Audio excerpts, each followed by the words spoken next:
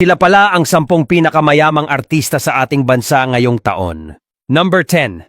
Catherine Bernardo, isa sa mga pinakakilalang aktres ng kanyang henerasyon na may malakas na kita mula sa endorsements at negosyo. Isa siya sa highest paid actress at palaging blockbuster hits ang kaniyang mga pelikula at sandamakmak na mga endorsement. Bukod sa kaniyang pagiging artista at pagiging endorser, ay pinasok din ng actress ang pagnenegosyo. Siya ngayon ay nagmamay-ari ng ilang mga negosyo tulad ng isang butik na pinangalanan niyang Bulinggit Stuff Shop sa Cabanatuan Mega Center. Ang Bulinggit ay inspired sa character niya sa Kristala. May negosyo rin siya na nail salon na pinangalanan niya ng Cath Nails na binuksan noong May 26, 2017 sa The Block SM North EDSA at mayroon na itong maraming branches. Pinasok rin niya ang negosyong hotel and resort.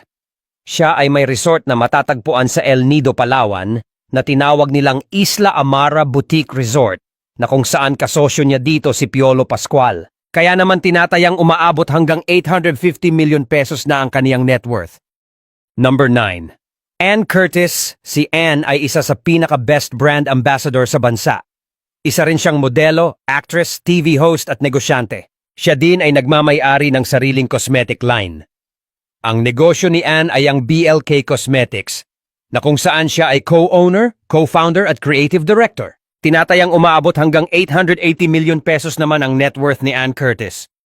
Number 8. Aga Mulak. Si Aga ay itinuturing na isa sa highest paid commercial model and actor noong dekada 90. Siya ay pamangkin ng late multimillionaire actress na si Amalia Fuentes. Ininvest ni Aga ang kaniyang mga kita sa real estate, mga negosyo, gaya ng pag-franchise niya sa isa sa pinakamalaking fast food chain dito sa ating bansa na Jollibee. Siya ang unang nakapag-franchise nito noong 1999 pa na makikita sa Alabang Town Center. Ang isa sa nagpapayaman sa kanya ng husto ay ang kaniyang mga negosyo. At sa mga batang 90s, ay kilala siya bilang isa sa pinakamalaking endorser ng fast food chain at siya rin ang nagpakilala ng husto sa brand na ito. Tinatayang nasa 990 million pesos naman ang net worth ni Aga Mulak.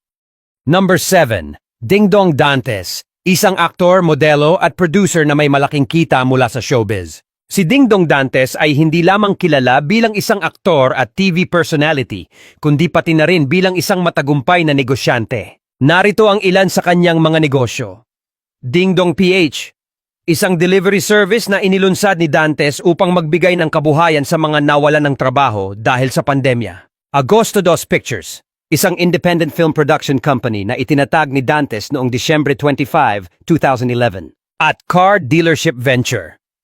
Si Dantes ay naglunsad din ng isang negosyo sa pagbebenta ng mga sasakyan na bunga ng kanyang hilig sa mga kotse mula pa noong kanyang kabataan. Tinatayang nasa 1 billion pesos naman ang kaniyang estimated net worth.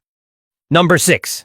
Piolo Pascual, isa sa mga pinakamahusay na aktor sa bansa na may sariling production company, mga negosyo at maraming endorsements. Narito ang ilan sa kanyang mga negosyo.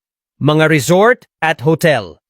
Si Piolo ay may mga investment sa sektor ng hospitality, kabilang ang mga resort at hotel sa iba't ibang lokasyon. Isa sa mga proyekto niya ay ang Isla Amara Boutique Resort sa El Nido, Palawan, kung saan siya ay kasosyo ni Catherine Bernardo at iba pang mga negosyante. Bukod dito, patuloy niyang pinalawak ang kanyang mga negosyo sa resort at hotel industry, lalo na sa Batangas. Real estate.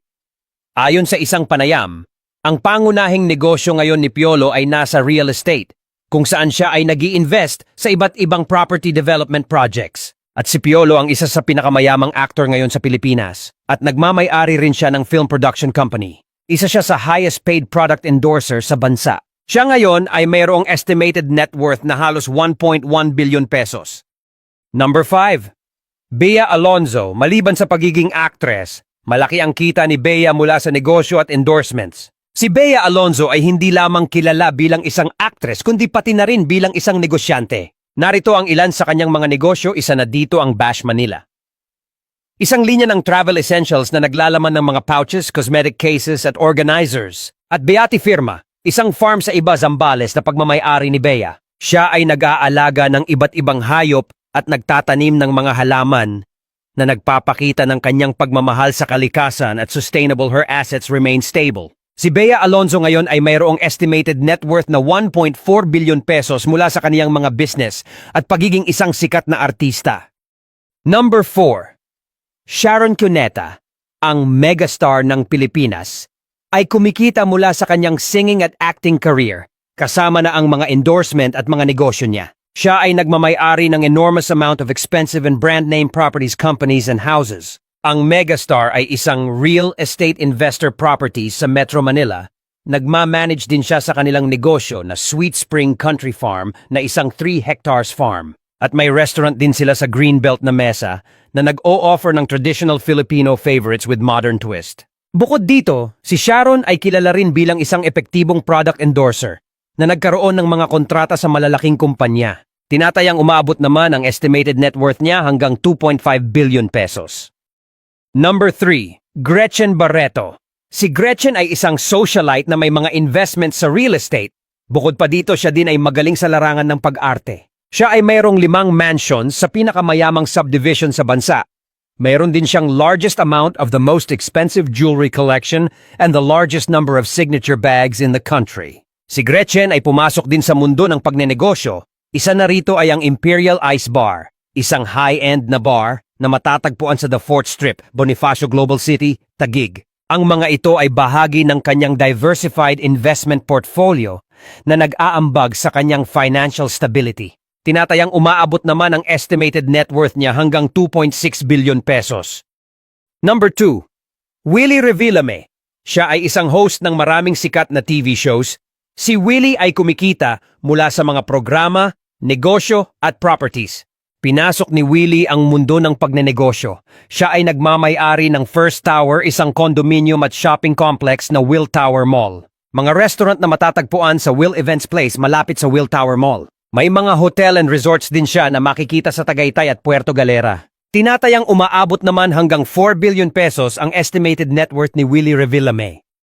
Number 1, Manny Pacquiao. Ang pinakauna sa listahan ng pinakamayaman ay si Manny Pacquiao. Hindi lang sikat na boksingero si Manny, kundi isa rin sa pinakamatagumpay na negosyante at politiko sa bansa.